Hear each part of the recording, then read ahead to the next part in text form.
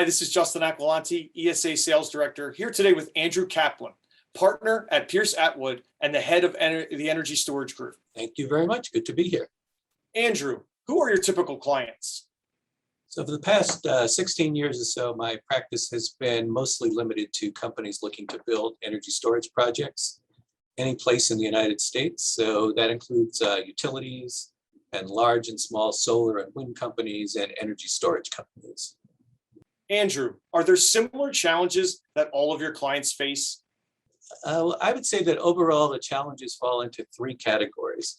The first is ensuring that regulatory laws are in place to allow storage to operate on the grid effectively, economically, efficiently, and competitively. The second category is developing the projects, and the third category would be getting the projects built. So in terms of the first category, regulatory issues, when I started working exclusively with energy storage companies in 2006, there were no laws that allowed energy storage to be on the grid. I mean, the laws were written 100 years ago. They're all geared towards traditional generators. Energy storage wasn't even imaginable when the laws came on the books. But as a result of my work with ESA and a long list of energy storage companies, we developed the industry. But the industry is not fully baked. There's ongoing issues that have to be dealt with at FERC, and that I help clients with storage as transmission, hybrid rules. There are state laws and policies that need to be modified to allow us to operate on the grid and be paid for the value that we provide. And in terms of the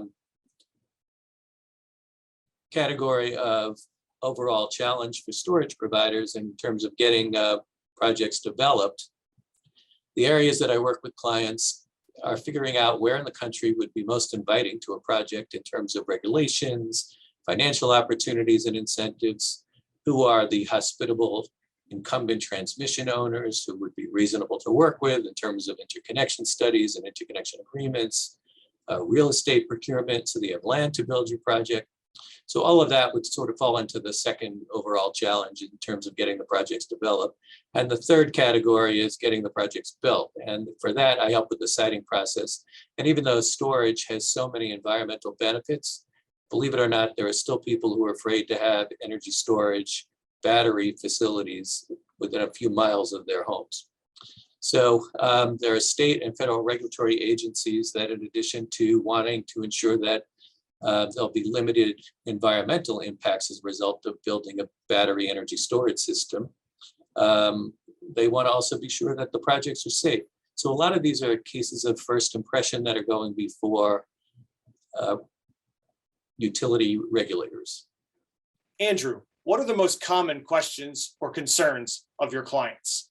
So I think the biggest concern is how to earn revenues, how to inform regulators and financiers on the benefits of energy storage, and that the fact that energy storage is grid and shovel ready now, the technology is safe, so that once you can convince the regulators that these projects are safe and viable, then you can sort of work on investors. And I think investors will then be willing to really put money down into these projects. Andrew, what is a typical day like for an energy storage attorney? Busy. Today, for example, I had calls with two developers. One is building the largest energy storage project in the Northeast, and one will be building what will be the largest energy storage project in the Northeast. I'm also drafting comments to FERC on an issue. I'm working on a settlement with FERC trial staff to help energy storage developers. I'm meeting with the town to discuss the terms of a host community agreement for an in-development storage project. So the days are always full and challenging. And at the end of the day, it's nice to work with companies that are working towards a clean environment. Andrew, thanks for joining me here today. Learned a lot through this discussion. Couple quick recaps. One, how you help with regulatory law already in place to allow storage to operate on the grid. Second, how you help develop projects and get projects built, taking them to the finish line. And lastly, you're over 16 years of work with ESA, and now you're a part of one of the largest energy storage projects in the Northeast. Well done, Andrew. Thank you for joining me here today, and look forward to hearing more from you in the future. Thanks so much for having me.